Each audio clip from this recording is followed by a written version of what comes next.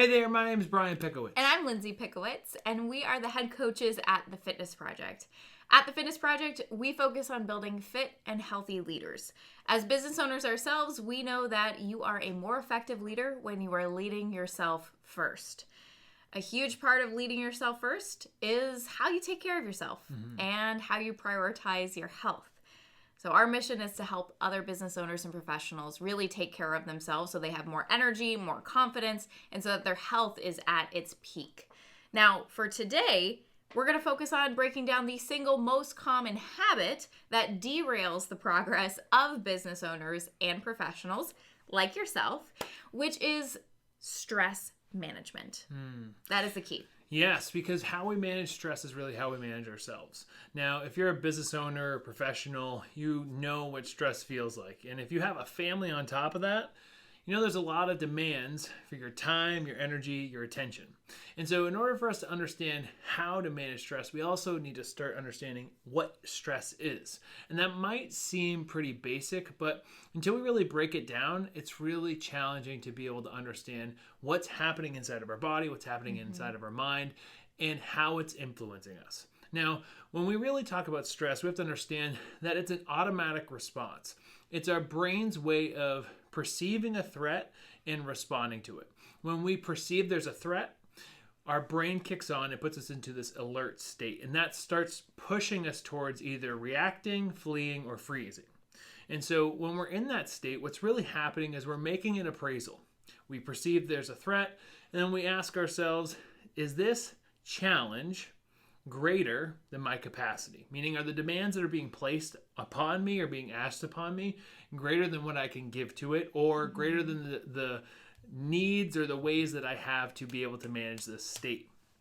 And so when we start to think about different moments in life, it's really easy to understand how, hey, in the morning I receive an email and it might be a little challenging, but I do have the time, the energy, the bandwidth, and the skills to manage it. But at the end of the day, after I've pushed through a bunch of different challenges, I'm spent. That email comes in, the demands are greater than my capacity. And so I go into this fight, flight, or freeze response. And that's when we start seeing some of our habits show up in negative ways. Now, again, it's not that stress is inherently bad, right? How we manage stress is the key. And so you can handle stress in a positive way or in an unhealthy way. The key, though, is understanding that if you're not managing stress in a way that's productive or that keeps you healthy, it's going to continue to derail your progress. And the reason why is when we're in stress, we tend to revert to our old ways. Now, you might have experienced this in your life where things felt like they were really easy with your fitness. You were dialed in on your nutrition, you were consistent with your workouts, you just felt like, hey, I'm on a roll. And something happened. And all of a sudden you found yourself off the wagon, as they say. Right? Maybe you weren't eating as consistently. Maybe you were skipping workouts. Well, oftentimes, if we go back to the source of what happened, it's that life changed and stress went up. You might have had a challenge in the business. You might have had something happen in your family. You might just, had more things going positive in one sense, like your business was growing or your career was growing, but the demands were greater than your current capacity. And so you said, hey, I got to go back to what I used to do, which is, and oftentimes, we might be stress eating. We might be going back to old foods that are simple and easy and convenient because we haven't really changed those habits. Or we might be procrastinating, right? And so there's some reasons why these two habits, especially for professionals, derail progress. Because once we start going back to our old habits, it's not that the old habit is bad in the moment, but it tends to lead to the second challenge, which is inconsistency. And so you can think of someone who stress eats, right? We've all been there from time to time. Not a big deal to have something that you enjoy in the moment to help you come down. It's probably only like 200 calories or 300 calories, not the end of the world. But if that leads to us having a crappy dinner and that's in the mindset of, screw it, I already failed, so I'm just going to keep eating this way until, you stepped on the scale and you saw you're up 2 pounds. Well, hey, that leads you down that path of not being consistent with your health. And then that reinforced this belief that you're failing. It's not worth it. And when you're trying to get back into shape or you're trying to change your habits, you know that you're already going against that belief, that doubt. And so oftentimes when we handle stress in an unhealthy way, it starts reinforcing the belief that we can't get in shape, which isn't true at all. We just have to learn how to manage our habits better. Now, another example is procrastination, right? Just to give you a small piece, If you say, hey, when I get stressed, I tend to put off my work. Well, do you skip your workouts because your work takes longer? Right? This is where that inconsistency shows up. And so if we're reverting back to our old habits, if we're falling to that inconsistent trap, ultimately that leads us down the path of failure. And that's what we want to avoid. Falling off the wagon, feeling like, I did it again and it didn't work. When we fall into that piece and we are off the wagon completely, that's when we get to the point where we say, screw it, it's not worth it. I'm just going to keep growing in my business or my career. And we sacrifice our health along the way. But the good thing is, there is some good news, and that's what we're here to deliver to you today. Yes. If all of this resonates with you so far, then rest assured that you are absolutely in the right place. Because even though you've been through these stressful experiences, there's a lot that you can do, even in seasons where everything is challenging and feels like there's so much on your plate, and that's what we want to share with you. We call this method the S3 method. There's 3 different stages of stress where you can intervene and you can shift just little habits that have a huge positive ripple effect onto the rest of your behaviors over the course of a day. Think of these different stages as, again, places you can intervene to create a more positive and healthier outcome, even amidst stress. Okay? First stage, or S1, we call these your pre-stress habits. Pre-stress is usually right when you first wake up and you have a clean slate, right? The morning. What do a lot of people do right when they wake up? They go right to their email, or they go right to their phone, or they go right to the news. They go to a place where they start inputting information, and therefore they're in a state of reactivity.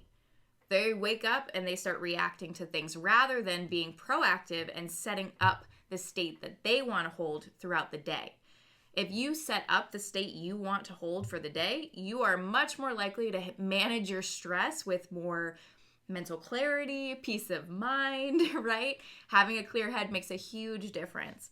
So a few just simple pre-stress habits that you could implement into your morning are things like morning movement, sitting down to have a healthy breakfast, spending quality time with your children if you have them, or even doing things like journaling or morning meditation or prayer, whatever best aligns with you and what you feel like is going to set you up for success for the day. Those are your S1 habits, stage 1. S2, or stage 2, are your during stress habits. All of us have habits in ways that we manage stress in the moment. They might not all be helpful, they might not all be healthy, but we all have ways that we manage. For a lot of people, the way that they manage stress in the moment is either to get away from the stress, again, that flee response where they might leave and go get a snack or eat.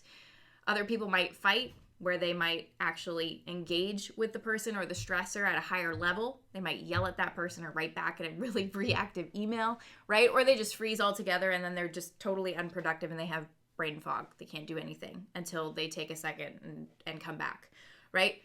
What can we do to better manage stress in the moment? We have to start becoming more aware.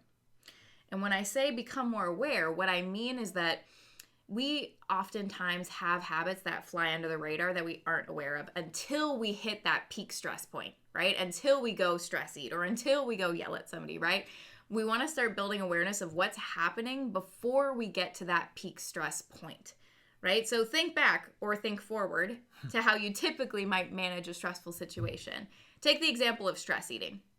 Let's say that you start to become aware of how your body feels before you get to the point where you get up and get a snack. Maybe you start to notice you're feeling stressed, tense, tight, hot.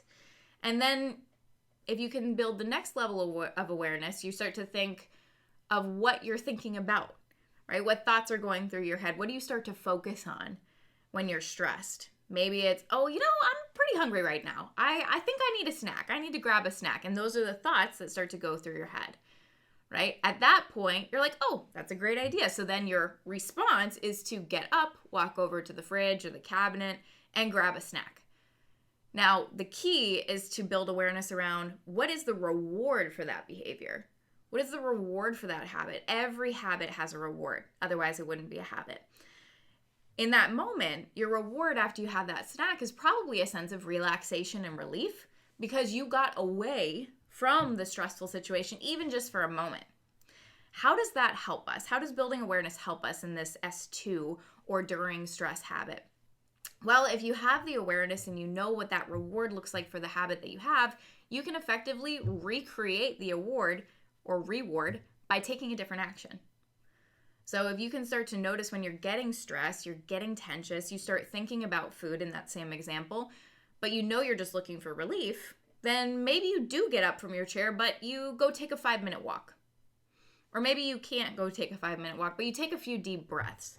You kind of turn down your laptop for a second and just relieve yourself in that moment by taking a few breaths. That's effectively going to create the same reward, but it's a totally different reaction, right? And if you compound that over time, you're going to get much better at managing that stress in the moment. Mm-hmm. Make sense? That's S2. S3, or stage 3, is looking at post-stress habits. We also call these recovery habits. Now, how do you recover or come down from a stressful day? Maybe you scroll through your phone a little bit. Maybe you pour yourself a glass of wine. Maybe you stay up a little bit late watching a show. Maybe you do other things like going for a walk after your work. Maybe you take some time with your family.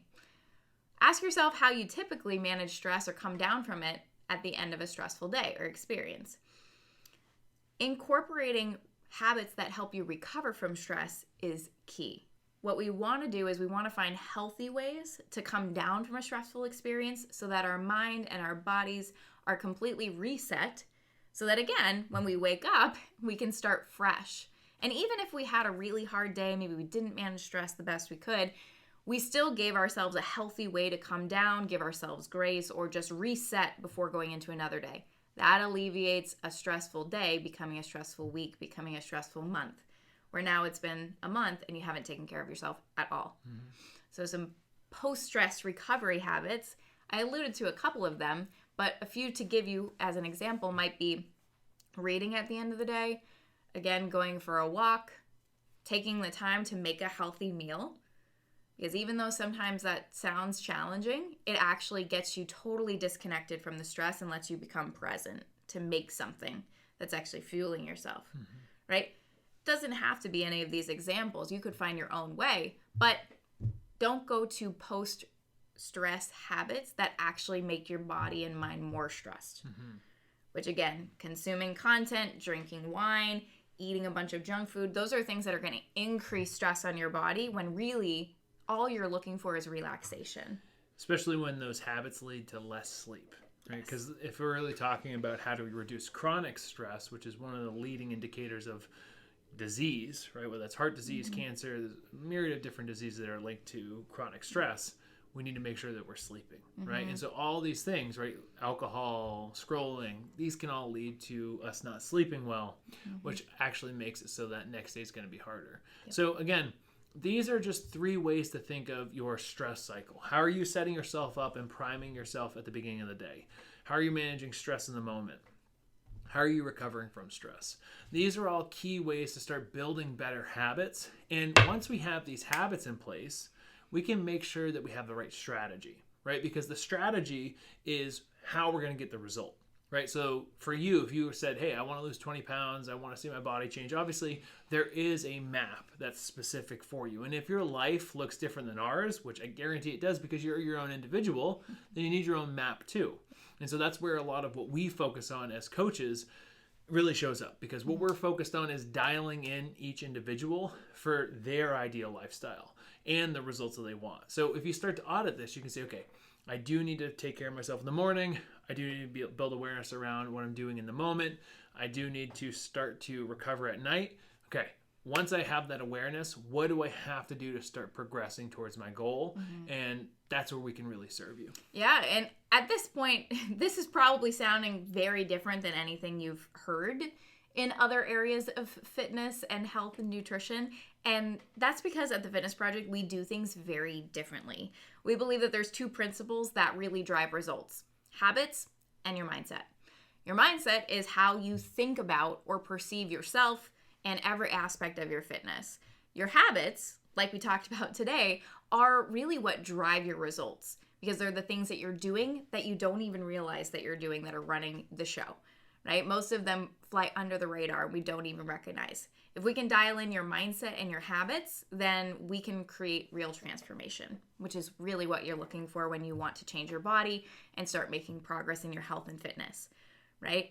Now, if you've heard enough at this point and you're like, okay, tell me more, what do you guys do? Then we would love for you to go ahead and book a complimentary session with us. This is going to be a discovery call, 10 to 15 minutes, where we can get to know you, understand what are the goals that you have, why are you coming into this group, what are you trying to achieve, and how can we help you, right? How can we help you get unstuck and get to the point where you are losing weight, you have a healthy, strong body, and most importantly, you have a healthy lifestyle that's keeping everything moving, even when stressful seasons occur. That's what we're here to help you do. So you can find that link somewhere on this post, in the comments, or in the link below, and that way we can get you booked on a discovery call. But in the meantime, go ahead and start building some awareness around these 3 different stages of stress and how you manage it right now, and that way you can start to make incremental progress towards where you want to be. And we'd love to hear your biggest takeaway too. So now that you're a part of the community, now that you're here in our space, love to hear what you took away from this and how this is supporting you as you're getting to where you want to be. But we look forward to connecting with you. We hope this is helpful. And just remember, getting better one day at a time is the goal. So keep moving forward, and we'll see you as you're in this journey, getting to where you want to be. We can't wait to connect with you. See you soon. Cheers.